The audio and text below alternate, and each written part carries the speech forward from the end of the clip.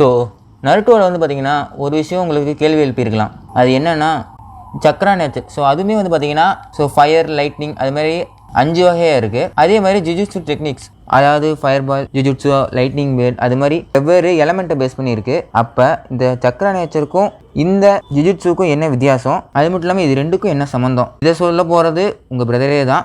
நீங்கள் நம்ம சேனல் புதுசாக தான் மறக்காமல் சப்ஸ்கிரைப் பண்ணுங்கள். நம்ம சேனல் இது மாதிரி அனிமே கண்டென்ட் வரும், ஹாலிவுட் கண்டென்ட் வரும், ரெண்டுமே மறக்காமல் செக் பண்ணி பாருங்கள். சக்ரா நேச்சர்னா என்னென்னு புரியணும்னா அதுக்கு முன்னாடி சக்ரானா என்னென்னு தெரிஞ்சுக்கணும்.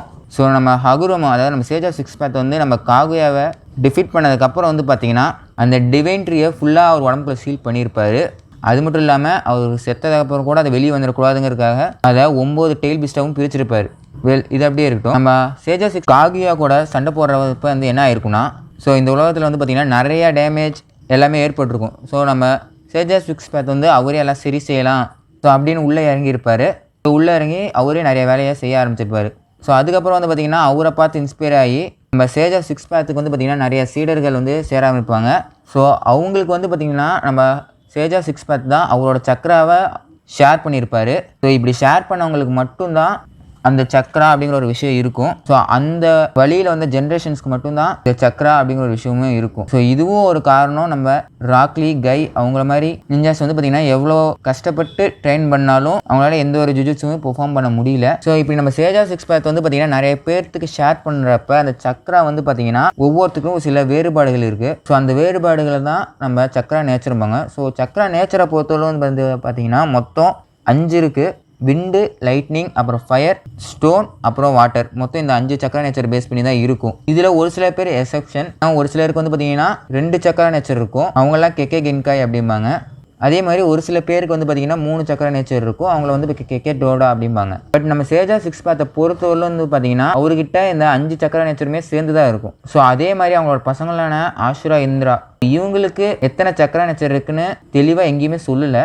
நம்ம ஆஷுரா வந்து பார்த்தீங்கன்னா உடன் கோலாம சம்மன் பண்ணியிருப்பாரு. ஸோ அதை வச்சு பார்த்தா நம்ம ஆஷுராவுக்கு வந்து பார்த்தீங்கன்னா 2 சக்ரா நேச்சர் இருக்கலாம். ஏன்னா உட்டுங்கிறது வந்து பார்த்தீங்கன்னா 2 சக்ரா நேச்சர் வந்து சேர்ந்தா தான் பெர்ஃபார்ம் பண்ணவே முடியும். அதே மாதிரி இந்த சீனை பார்க்கப்போ உங்களுக்கு ஒரு சந்தேகமும் வரலாம். ஏன்னா ஆஷுராவுக்கு வந்து பார்த்தீங்கன்னா நிறைய பேர் சக்கராவை டிரான்ஸ்ஃபர் பண்ணுற மாதிரி தெரிஞ்சிருக்கும். அது மூலயமா மற்ற சக்கர நேச்சர்லாம் சேர்ந்து ஒரு உடன் கோலை சம்மன் பண்ண மாதிரி பார்த்தா தெரியும். ஆனால் நல்லா பார்த்தீங்கன்னா அது அப்படி இருக்காது. அவ்வளோ பெரிய உடன் கோலை அவர் சம்மன் பண்ண நிறையா சக்கரை தேவைப்பட்டிருக்கும். அதை தான் அங்கிருந்த மக்கள் வந்து நம்ம ஆஷுராவுக்கு டிரான்ஸ்ஃபர் பண்ணியிருப்பாங்க.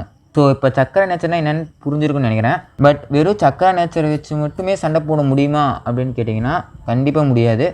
ஸோ அந்த மாதிரி இடத்துல தான் இந்த ஜுஜுட்சு அப்படிங்கிற விஷயமே தேவைப்படும். ஸோ ஜுஜுட்சு அப்படிங்கிறது வந்து பார்த்திங்கன்னா அது மேக்ஸிமம் ஒரு டெக்னிக் தான், ஒரு விதமான அட்டாக்கிங் ஸ்டைல் அப்படின்னு கூட வச்சுக்கலாம்னு வைங்களேன். நீங்கள் ஒரு ஜுஜுட்சுவை நீங்கள் யூஸ் பண்ணணும் அப்படின்னா உங்களுக்கு அதுக்கான ஹேண்ட் சைன்ஸ் தெரிஞ்சாலே போதும். இந்த ஒரு ஜுஜுட்சுவை பெர்ஃபார்ம் பண்ணுறதுக்கு தேவையான அளவுக்கு சக்ரா உங்ககிட்ட இருந்தால் போதும். அந்த சக்ரா வந்து எந்த நேச்சராக வேணால் இருக்கலாம். ஸோ அது வந்து பார்த்திங்கன்னா பெரிய விஷயமே கிடையாது. அதுக்கான ஹேண்ட் சைன்ஸ் தெரிஞ்சிருக்கணும். ஸோ அதுதான் வந்து பார்த்திங்கன்னா மேட்ரு. ஸோ அதே மாதிரி வந்து பார்த்திங்கன்னா ஜுஜுட்சுங்கிறது வந்து பார்த்திங்கன்னா வெறும் சக்ராவை மட்டுமே டிபெண்ட் பண்ணி இருக்காது.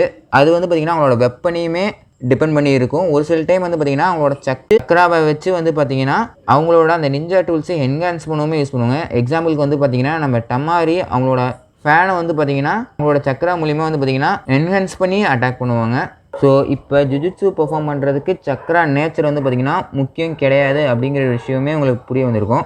ஸோ இப்போ அந்த சக்ரா நேச்சர் வந்து பார்த்திங்கன்னா எதுக்கு யூஸ் ஆகுது அப்படிங்கிறத இப்போ கேள்வி. ஸோ நம்ம இப்போ நருட்டோவோட ரசிங்கனே எடுத்துக்குவோம். ஸோ ரசிங்கன் வந்து பார்த்திங்கன்னா ஒரு சக்ராவை பேஸ் பண்ணி உருவாக்குன ஒரு பால் தான்.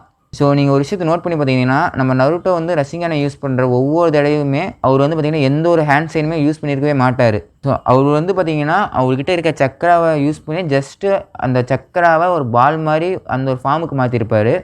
ஸோ அந்த ஒரு சக்ரா பாலில் வந்து பார்த்திங்கன்னா அவரோட சக்ரா நேச்சரை இன்ஃப்யூஸ் பண்ணுறப்போ வந்து தான் அவருக்கு வந்து பார்த்திங்கன்னா ரஷிங் சூரிகன் அப்படின்னு ஒரு ஜுஜுட்சுவே அவருக்கு ஃபார்ம் ஆகும். ஸோ இதே விஷயத்தை வந்து பார்த்திங்கன்னா நம்ம கக்காஷியால் செய்ய முடியாது. ஸோ நம்ம கக்காஷி வந்து நம்ம நருட்டோவுக்கு அந்த ரஷிங் சூரிகன் டீச் பண்ணுறப்போ வந்து பார்த்திங்கன்னா ஒரு ரஷிங்கான ஈஸியாக செஞ்சு காமிச்சிருப்பார்.